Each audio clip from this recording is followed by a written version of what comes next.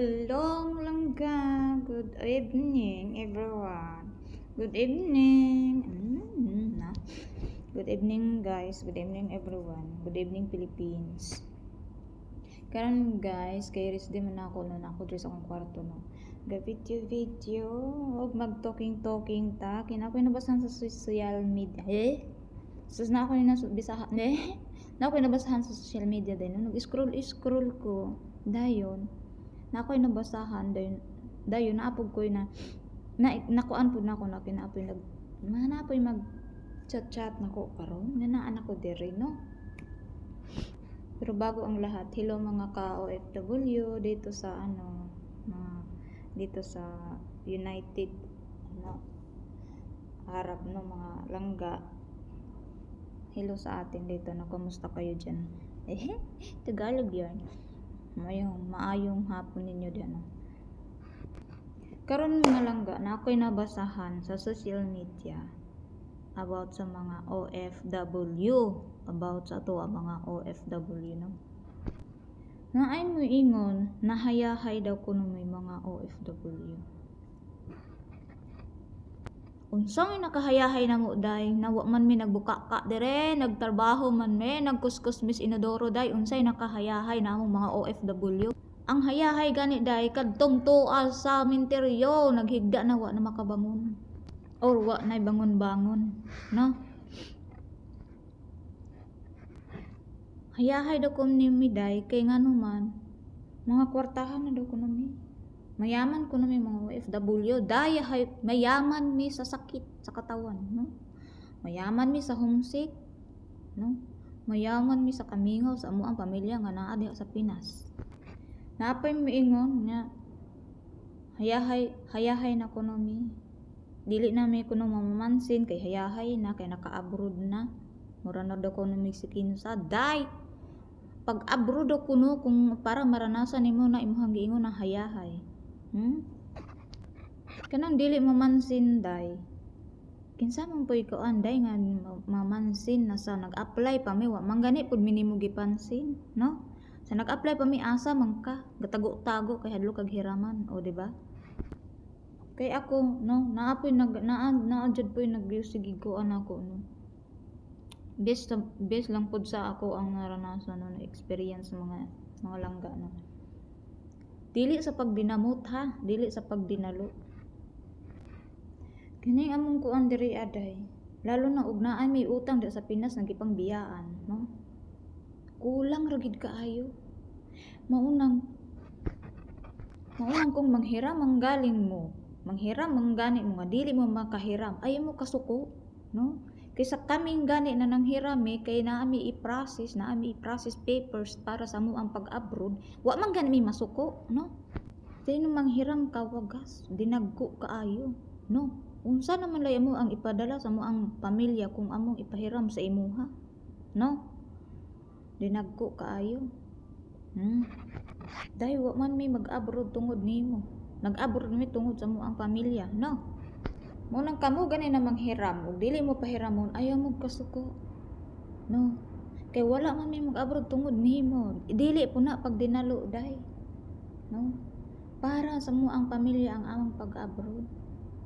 So kanang maingon ka na hayahay mi, dili na mi mamansin day pag-abroad para maranasan nimo kung unsa kalisod, no? Paningkamot na maka-abroad ka para masulayan nimo kung unsa mi ka hayahay na mga abroad, no? Dili man masama ang manghiram, pero masama sawa pa mi naka abroad. Ang masama dira kanang hiraman ka nang nagtago-tago ka, no? Ako na-adjud na ko anako day no, na experience ko nako gid day no, na na-adjud po magsigig chat nako no. Nangumusta day, nangumusta ha.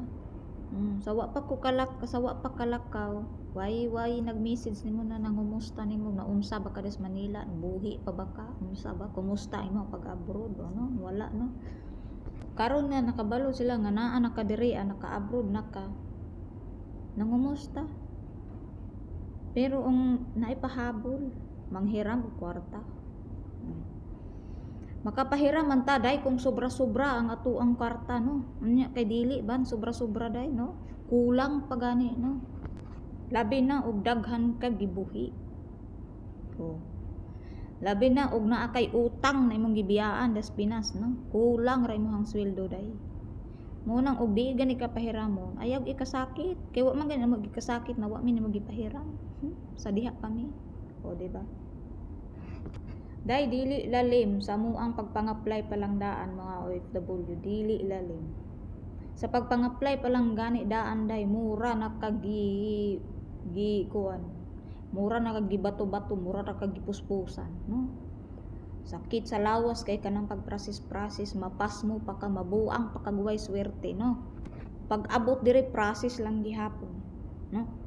Prasis lang gihapon, pag mag-prasis, magdaro na ka. Unsay nakahayahay, ha? Why hayahay day? Why hayahay karon panahon na? Naa pa, layo pa gani ka mo uli, nangayo nagpasalubong. Nangayo nagpasalubong, unyag dili mapasalubungan masuko, ug way pasalubong. Day, dili tanang mga OFW, dili mi tanang mga OFW day na makatigom og para pasalubong ninyo.